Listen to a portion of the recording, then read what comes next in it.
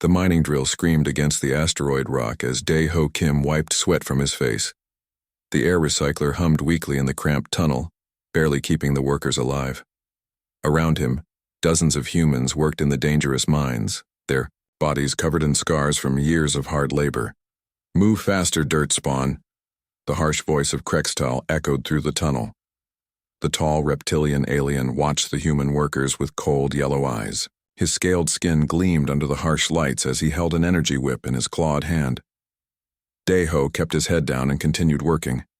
He had learned long ago not to look directly at their alien masters. The Velthari had ruled over humanity for almost 90 years now.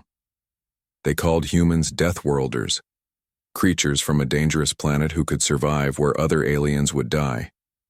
That was exactly why they used humans for the worst jobs in the galaxy. "You there, human number? 4847. Krextal pointed at a young worker named Taemin. "Your quota is low today. You know what that means." Taemin's face went pale. He dropped his tools and stepped back against the tunnel wall. "Please, sir, my suit had a malfunction. I lost 3 hours fixing the oxygen filter." "Excuses." Krextal raised his energy whip. "The hegemony has no use for weak workers." The whip cracked through the air. Taemin screamed as the energy burned through his work suit and into his flesh. He fell to the ground, his body smoking from the wounds. Dae-Ho clenched his fists but forced himself to remain still. Getting angry would only get him killed too. He had learned this lesson many times over the past 34 years of his life.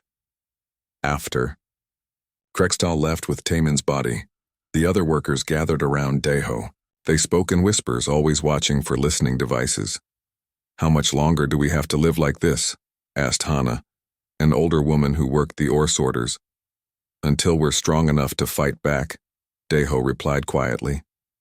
That night, in the workers' sleeping quarters, Dae-Ho made his way through secret passages built inside the asteroid base. He moved carefully, avoiding the alien security systems he had learned to hack years ago. Deep in the abandoned section of the mining station, he found the hidden room where other humans waited. They called themselves Silent Thunder, a resistance group that had been growing slowly for 20 years. "Any word from the shipyards?" Dae-Ho asked as he sat down with the others. "Yuna sent a message," replied Bowman Lee, a tough man who had been training fighters in secret. "She found something important in the alien technology she was forced to repair." Yuna Park worked in the orbital shipyards above Earth. Like all humans, she was considered smart enough to fix alien machines, but too primitive to understand how they really worked. The aliens were wrong about that. What did she find? Weaknesses in their shield systems. She thinks she can make weapons that will break through their defenses. Dae-Ho nodded. For years, the Resistance had been gathering information and training fighters, but they needed better weapons to have any real chance against the Velthari fleet. "Bowman, how many fighters do we have ready?" "About 200 here on the mining stations, maybe 3,000 across all the human work sites in this system. Not enough for a real fight yet." "Then we keep building. Every day we get stronger, they get more comfortable. That's when we'll strike."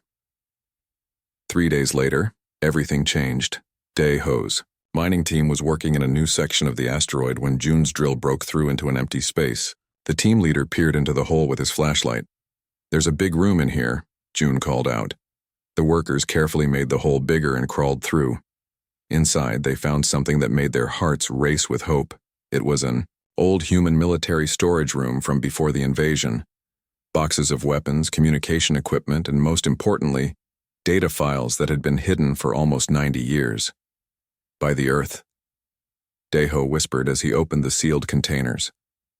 Inside were pulse rifles, plasma grenades, and military armor designed for human soldiers. But the real treasure was in the computer files. The data contained locations of other hidden human military bases scattered across the galaxy. Supply depots, weapon factories, and even entire fleets that had gone into hiding when Earth fell. "We need to get this information to all the resistance cells," Dae-Ho said. "This changes everything." That night, as Dae-Ho worked to copy the files, he thought about what they meant. Humanity had not been completely defeated in the invasion. Their military leaders had been smart enough to hide resources for exactly this moment. But using this information meant starting a war they might not win. The Velthari hegemony controlled thousands of worlds and had weapons that could destroy entire planets.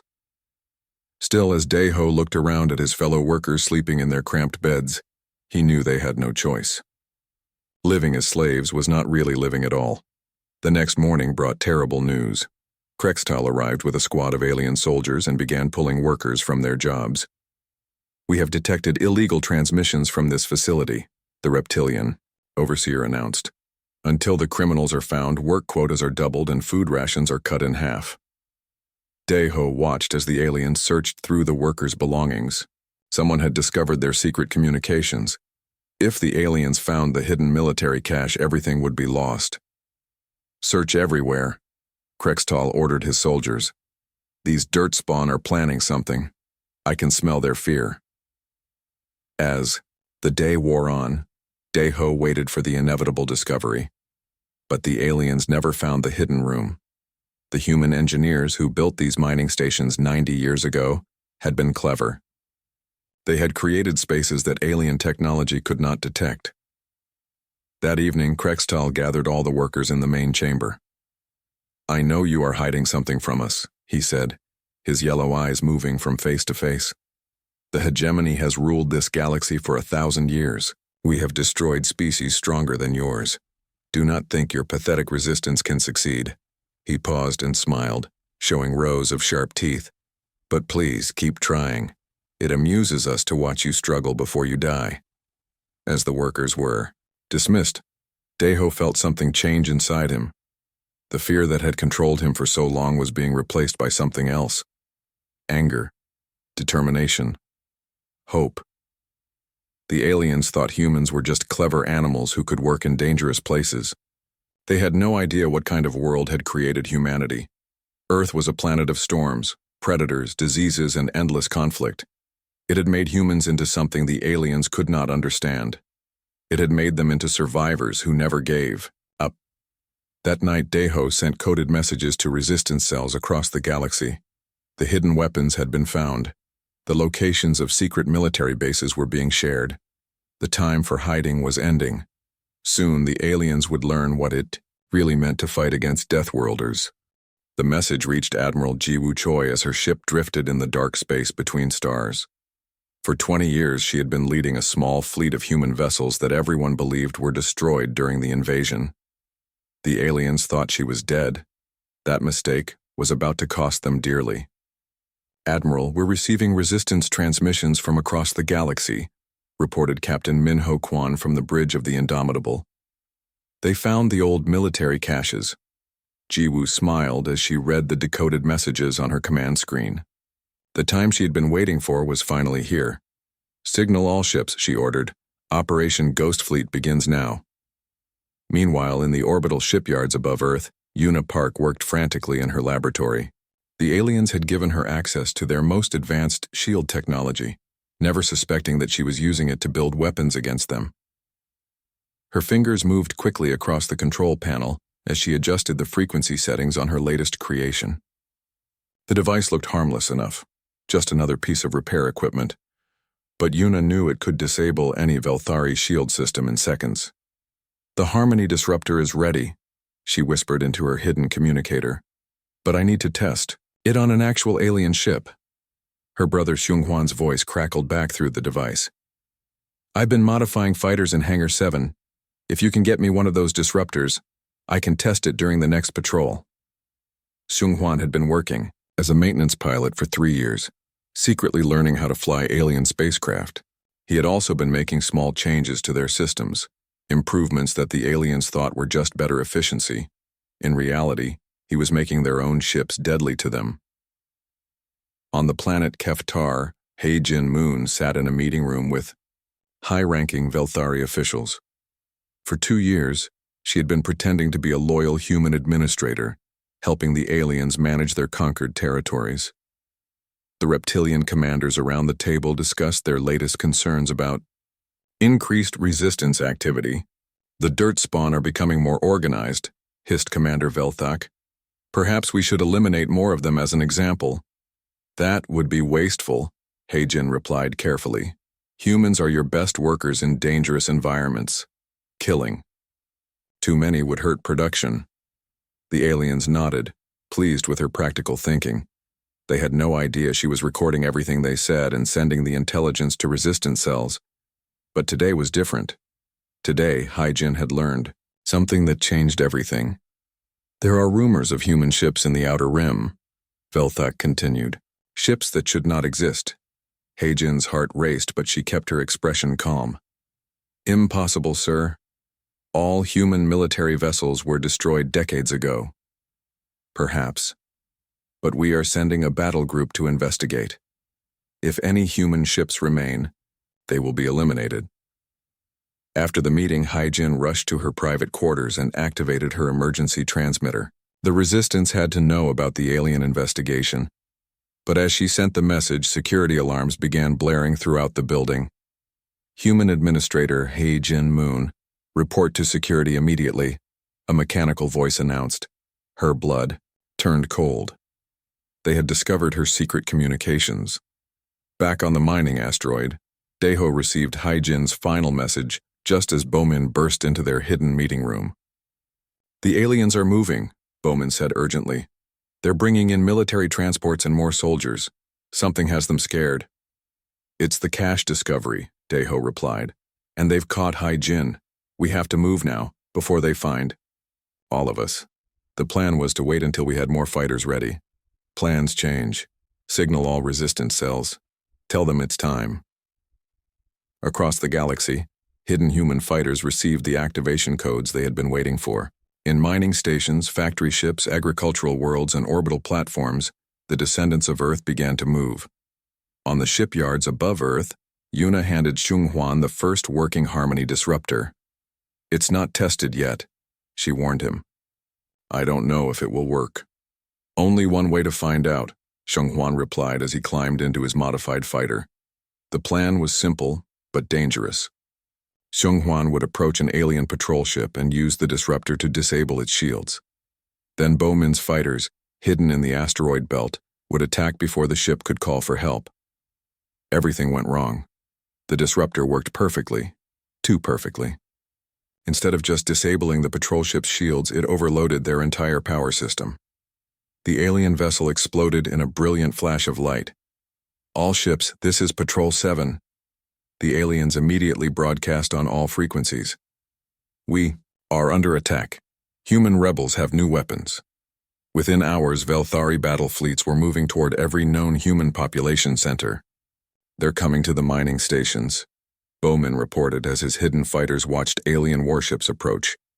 We have maybe 6 hours before they arrive. Daeho made the hardest decision of his life. All workers, this is a general evacuation. Order. Abandon the stations and head for the emergency shelters. Resistance fighters prepare for combat. The battle for the asteroid mining complex lasted 18 hours. 200 human fighters in modified ships and stolen weapons faced off against a full Velthari battle group.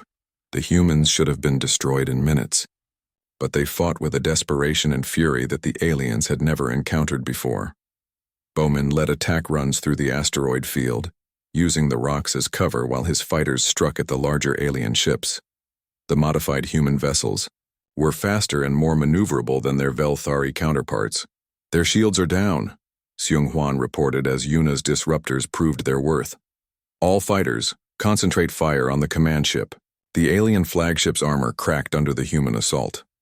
Emergency systems failed as the ship lost power, but as it died, it managed to send one final transmission to the hegemony fleet. The message contained detailed scans of the human weapons and battle tactics. We hurt them, Bowman said as the surviving human fighters regrouped after the battle. But now they know what we can do. The aliens' response was swift and terrible. On 17 different worlds, human civilian populations were executed as punishment for the resistance attacks. News of the massacres reached Admiral Jiwoo, just as her ghost fleet emerged from hyperspace near the edge of Velthari territory. Admiral, we're receiving reports of civilian executions. Minho reported, his voice tight with anger. Jiwoo stared at the tactical display showing alien ships patrolling their conquered worlds. For 20 years, she had stayed hidden, building her strength and waiting for the right moment to strike back. That moment was now. All ships, battle stations, she ordered. Send a message to every resistance cell in the galaxy. Tell them the Ghost Fleet has returned. What's our target, Admiral? Jiwoo smiled coldly as she looked at the star map. All of them. We're going to remind these aliens why humanity survived when their homeworld tried to kill them every single day. The Indomitable and her sister ships powered up their weapon systems.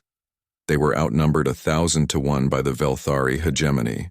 But these ships had been modified with technology stolen from a dozen different alien species, improved with human engineering, and crewed by people who had nothing left to lose. The rebellion had begun with a single discovered weapons cache. Now, it would become a war that would shake the foundations of the galaxy. As the human fleet jumped into hyperspace toward their first target, Jiwoo thought about the message she would soon send to the alien leadership. The Deathworlders were coming. Home. General Sujin Yang emerged from the underground bunker, where she had hidden for 20 years. The tunnels beneath the ruins of Seoul stretched for hundreds of kilometers, filled with millions of humans who had never surrendered to the Velthari occupation. How many resistance cells have reported in? She asked her aide as they walked through the command center. Every major city on Earth, General. Hidden populations in the Amazon, Siberia, the Sahara, even underwater cities in the Pacific. The aliens never found us all. Sujin smiled grimly. The Velthari had made a critical mistake when they conquered Earth. They thought destroying the surface cities meant destroying humanity. But humans had always been survivors who could adapt to any environment. Above them, alien occupation forces still controlled the planet's surface. But below ground, humanity had spent 90 years preparing for this moment. Signal all hidden fleets, Sujin ordered. Operation Rising Storm begins now. Across the galaxy, Admiral Jiwoo's Ghost Fleet struck its first target. The alien supply depot at Rigel Station had never been attacked in its 300-year history. The Velthari defenders were completely unprepared for human assault tactics. All fighters, attack pattern Delta, Jiwoo commanded from the bridge of the Indomitable. Remember, we're not here to take prisoners.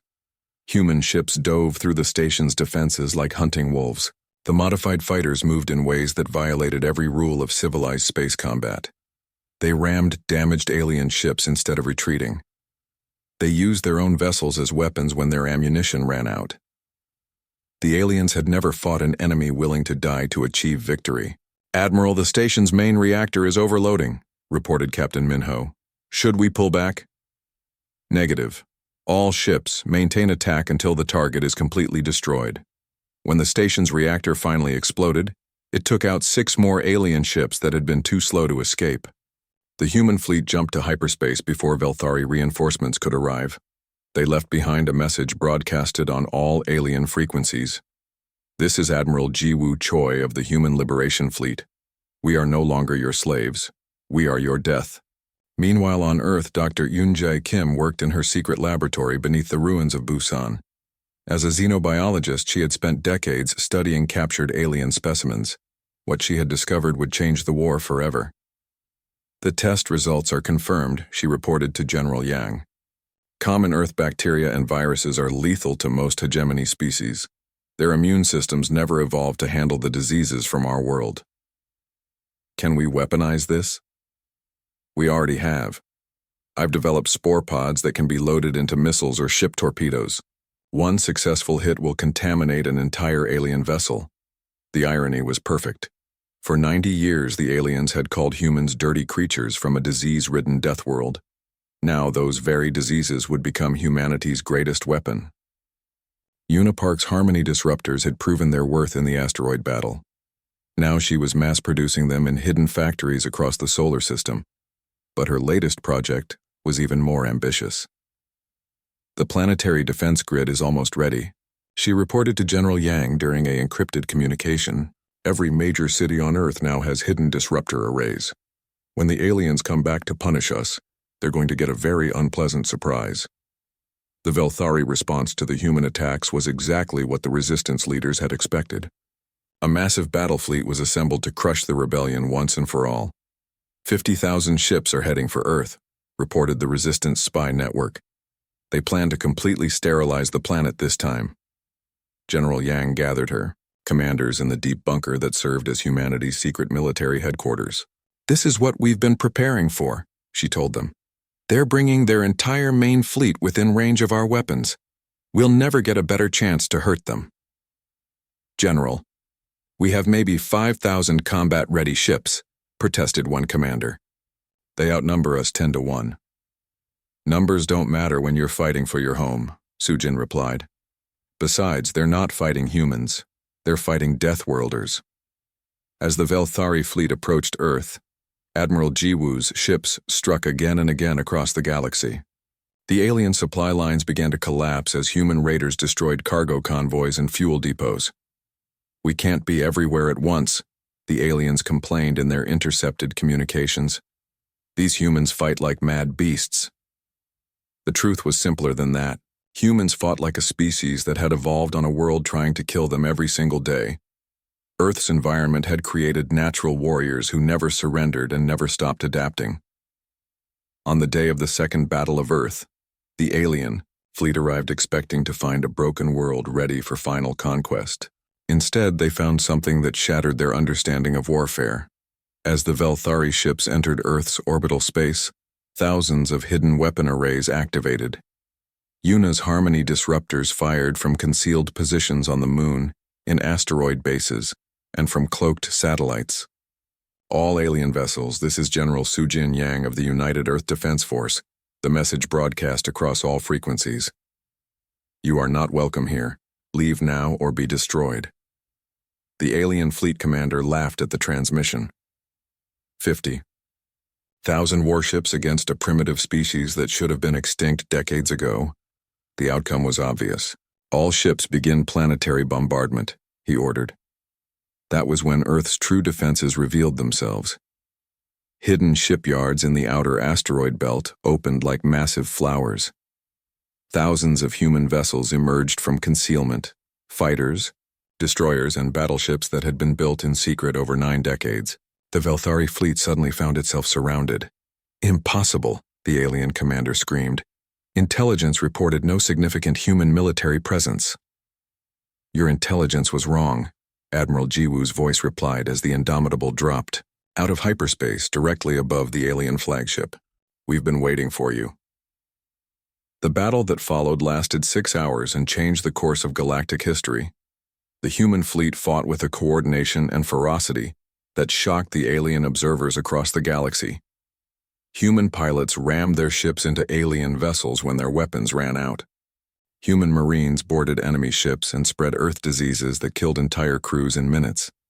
Human commanders sacrificed their own lives to protect civilian evacuation ships.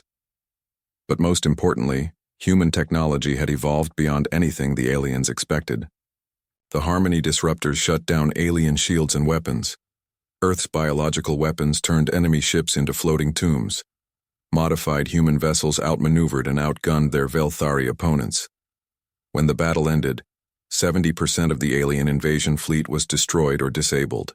The survivors fled in panic, broadcasting desperate warnings about the Deathworld devils who could not be defeated. General Yang stood in the ruins of what had once been the alien occupation headquarters in Seoul. The Velthari governor, who had ruled Earth for 30 years, knelt before her, begging for mercy.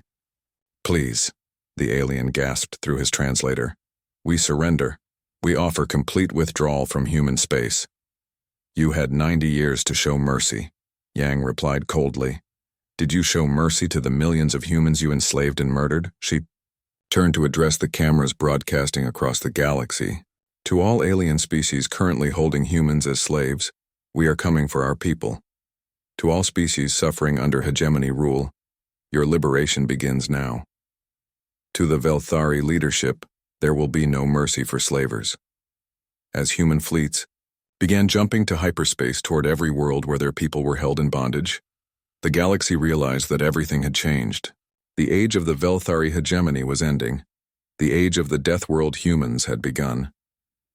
Fleet Admiral Dong Wook Han stood on the bridge of humanity's newest flagship, the Terra's Revenge, as it dropped out of hyperspace above the slave world of Kepler 438b. Below them, 3 million humans worked in mining facilities that stretched across the planet's entire surface. "All ships begin liberation protocols," he commanded. The human fleet had grown massive since the victory at Earth. Every freed slave world provided more ships, more fighters, and more soldiers burning with the desire for revenge. What had started as a few thousand resistance members was now an unstoppable military force. "Admiral, we're detecting Velthari defense platforms," reported his tactical officer. "Show them what happens when you keep our people in chains," Dong Wook replied. Captain Soo-Young Kim's Special Forces Unit, the Death Angels, led the assault on the planet's surface. These elite soldiers had been chosen from humans who had survived the worst slave conditions in the galaxy. They knew exactly what they were fighting for. "Remember," Soo-Young told her team as they prepared to drop from orbit, "we're not just liberating this world, we're sending a message to every slaver in the galaxy." The Death Angels struck like lightning.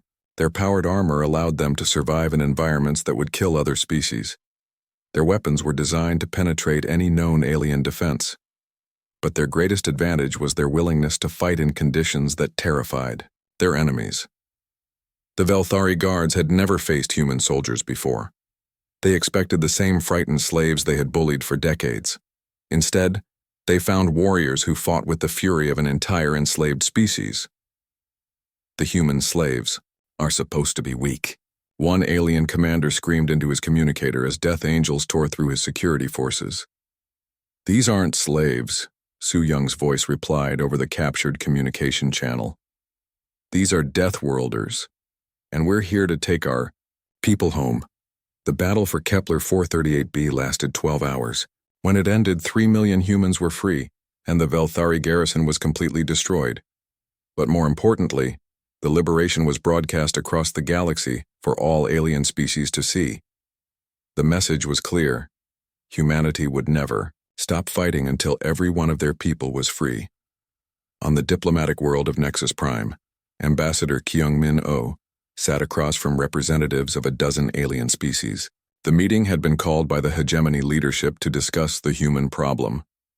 "The Deathworlders must be stopped," declared the Velthari ambassador, his reptilian features twisted with fear. "They are spreading across the galaxy like a plague, destroying everything in their path." "What did you expect?" Kyung-Min replied calmly. "You enslaved an entire species for 90 years. Did you think there would be no consequences?" The room fell silent.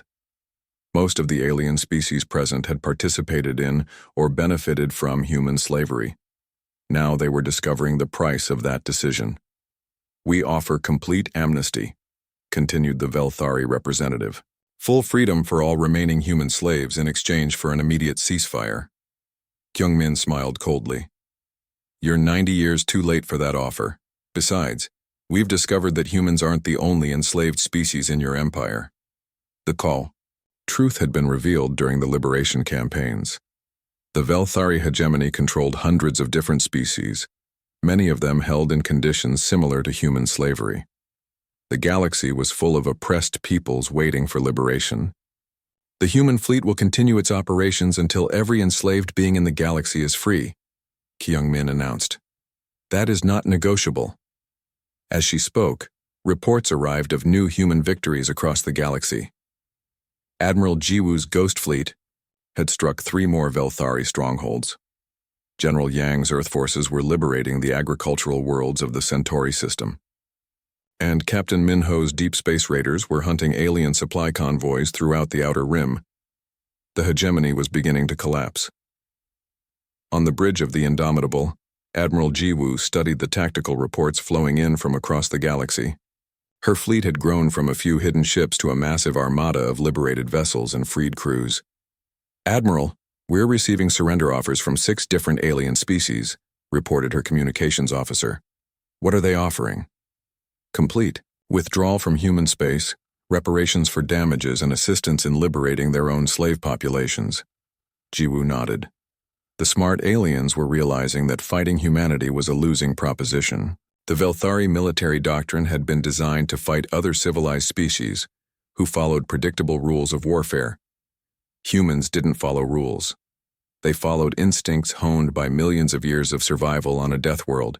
Accept the surrender offers, but make it clear that we'll be watching them, she decided.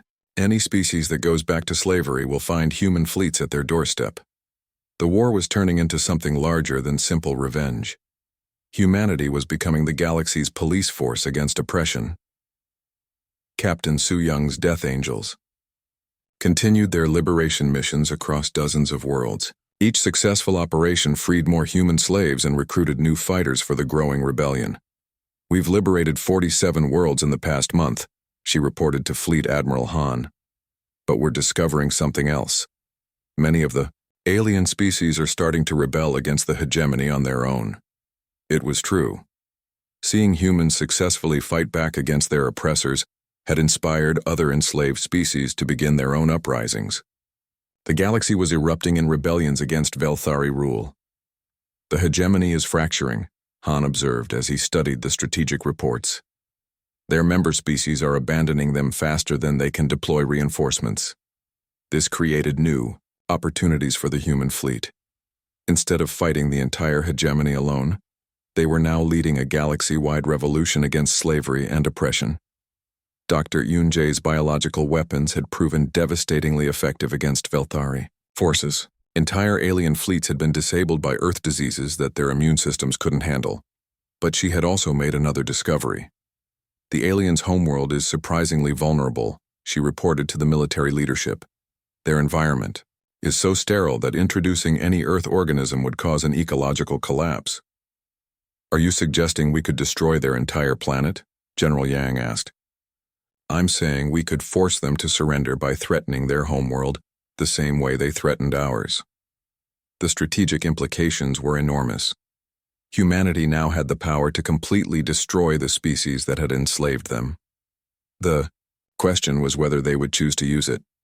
On the Velthari homeworld of Velthara Prime, the hegemony's ruling council met in emergency session.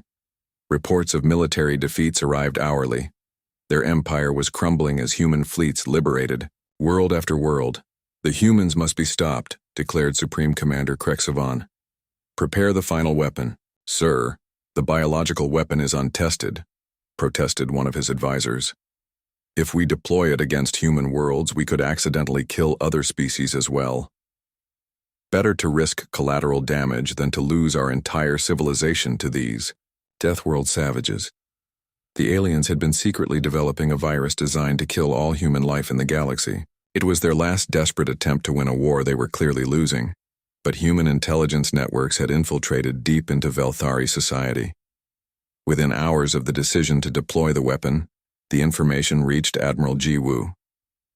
They're planning to commit genocide, she reported to the combined human leadership. Every human in the galaxy will die if this weapon is released. Fleet Admiral Han made the final decision that would determine the fate of both species. All fleets new target priority, he broadcast across the human armada. We're going to the Velthari homeworld. It's time to end this war. As the massive human fleet began jumping toward Velthara Prime, Ambassador Kyung-min delivered one final message to the galaxy. The Velthari leadership has chosen genocide over surrender, she announced. They plan to kill every human being alive rather than accept defeat. This is what we have always fought against, a mentality that sees other species as expendable. She paused, looking directly into the camera. The human fleet is moving to their homeworld now. We go not for conquest, but for justice. The age of slavery in this galaxy ends today. Across the galaxy, billions of beings watched as the greatest military force in galactic history prepared for its final battle. The Deathworlders were coming home to the species that had tried to destroy them, and this time, there would be no mercy for those who chose genocide over peace. The Velthari homeworld of Velthara Prime hung in space like a glittering jewel, its pristine cities and orbital platforms, a testament to thousands of years of civilization built on the backs of enslaved species. President Jin-A Lee watched the planet grow larger on the main screen as the human fleet emerged from hyperspace. 5,000 ships surrounded the alien homeworld. The combined military might of humanity and their liberated allies formed the largest armada in galactic history. At its head flew the Terra's Revenge, where the leaders of the human resistance had gathered for this final confrontation. All alien vessels, this is President Lee of the United Human Republic, she broadcast on all frequencies. You are surrounded. Surrender immediately and prepare to face justice for your crimes against sentient beings. The response came from Supreme Commander Krexvon himself, his reptilian features twisted with hatred on the communication screen. We will never surrender to inferior Deathworld scum, he hissed. Prepare to witness the death of your entire species. President Lee looked around the bridge at the faces of those who had led humanity through its darkest hours. Admiral Jiwoo, who had kept hope alive in the outer darkness. General Yang, who had organized the resistance on Earth. Fleet Admiral Han, who had turned a desperate rebellion into a galaxy-conquering force. Any final thoughts before we respond? She asked. They had 90 years to show mercy, replied Admiral Yang. They chose cruelty instead. The biological weapon they're preparing will kill every human in the galaxy, added Admiral Jiwoo, including children who had nothing to do with this war. Fleet Admiral Han stepped forward. Grand Admiral Park's intelligence teams have confirmed the weapon's location. We can stop them, but only with immediate action. President Lee nodded. The decision had already been made the moment the aliens chose genocide over surrender. All ships commence final assault, she ordered. Grand Admiral Woo Jin Park coordinated the attack from his command ship, the Liberator. His tactical genius had planned this moment for months. Every human ship knew its role in the carefully orchestrated operation. First wave, target their orbital defense platforms, he commanded. Second wave, eliminate their fleet. Third wave, secure the biological weapon facility. The human fleet moved with deadly precision. Yuna's Harmony disruptors shut down alien shields across the planet. Earth's biological weapons turned Velthari ships into floating tombs within minutes. The aliens' technological advantages meant nothing against opponents who had spent their entire evolution learning to survive against impossible odds. Their primary fleet is breaking apart, reported Captain Minho from the Indomitable. The aliens are abandoning their positions. But the real battle was happening on the planet's surface, where Commander Tae-Young Moon led the assault on the biological weapon facility. His Death Angels had been chosen specifically for this mission, humans who had lost everything to alien slavery and would stop at nothing to prevent genocide. The weapon is in a facility 50 kilometers underground, Tae-Young reported as his forces battled through the planet's defenses. Heavy resistance, but we're advancing. The Velthari fought with the desperation of a species facing extinction, but they had made a critical error in their understanding of human psychology. These weren't soldiers fighting for conquest. They were survivors, fighting to protect their families. Perimeter secured, Tae-Young announced as his forces reached the weapon facility. Beginning search for the biological agents. What they found in the underground laboratory horrified even battle-hardened human veterans. The aliens had been developing not just one weapon, but dozens. Diseases designed to kill humans, viruses that would target other enslaved species, and even biological agents meant to sterilize entire planets. They weren't planning to just kill us, Tae-Young reported grimly. They were planning to wipe out every species that might rebel against them. On the orbital platform where the Velthari leadership had taken shelter, Supreme Commander Krexvon watched his civilization crumble. His fleets were destroyed. His weapons were captured. His homeworld was occupied by the very species he had tried to exterminate. Sir, the humans are demanding our complete surrender, his aide reported. Never, Krexvon snarled. Activate the planetary self-destruct. If we cannot rule this galaxy, no one will. But the Human Intelligence Network had anticipated this final act of spite. Captain Su Young's technical teams had been infiltrating the planet's infrastructure for hours. Self-destruct systems disabled, she reported. The planet is secure. It was over. President Lee stood in the former throne room of the Velthari Supreme Commander, surrounded by the artifacts of a civilization that had ruled through fear for over 1,000 years. Krexvon knelt before her, his proud bearing finally broken by the reality of total defeat. "You have lost everything," she told him. "Your fleets are destroyed, your weapons are captured, your slave empire is finished. What do you have to say for yourself?" "We offer complete surrender," Krexvon said, his voice barely a whisper. "Spare our people and we will never threaten the galaxy again." President Lee looked at the alien leader who had ordered the enslavement and murder of billions of beings. Part of her wanted to show him the same mercy he had shown to humanity's children, but that would make her no better than him. "You will face trial for your crimes," she decided. "Every species you enslaved will have the chance to testify against you. Justice will be served, but it will be civilized justice." The trials lasted 6 months. The galaxy watched as the full extent of Velthari crimes was revealed. Hundreds of enslaved species testified about centuries of oppression. The evidence was overwhelming and undeniable, but the most important moment came when Daiho Kim, the former mining slave who had helped start the rebellion, stood before the Galactic Tribunal. "You called us Deathworlders," he said, looking directly at the alien defendants. "You thought that made us inferior, but our harsh world didn't make us cruel like you. It made us strong enough to protect those who couldn't protect themselves." He gestured to the representatives of dozens of liberated species sitting in the courtroom. "Today the galaxy is free because humans learned something you never did. True strength comes not from oppressing others, but from lifting them up." 1. Year after the fall of Velthara Prime, President Lee stood on the observation deck of New Geneva Station, humanity's new capital in space. Through the transparent aluminum windows, she could see ships from hundreds of different species docking at the massive orbital facility. The Galactic Liberation Council had become the galaxy's new governing body, with humans providing leadership, but every species having an equal voice. The former slave races were rebuilding their civilizations with human technical assistance and protection. "The latest reports from the Outer Rim," Admiral Yang said, joining her at the window. "The last Velthari holdouts have surrendered. The galaxy is officially at peace." "What about Daiho's proposal for the frontier colonies?" "Approved by the Council. Humans and aliens working together to settle new worlds. No more masters and slaves, just partners building something better." President Lee smiled as she watched a transport ship full of former Velthari civilians arriving at the station. Even the aliens who had once enslaved humanity were being given the chance to rebuild their lives under the new galactic order. "Do you think we did the right thing?" she asked. "Showing mercy to our enemies?" Admiral Yang was quiet for a moment, watching alien children play with human children in the station's central plaza. "My grandfather used to tell me stories about the old Earth before the invasion," she finally said. "He said the best thing about humanity wasn't our strength or our intelligence, it was our ability to forgive."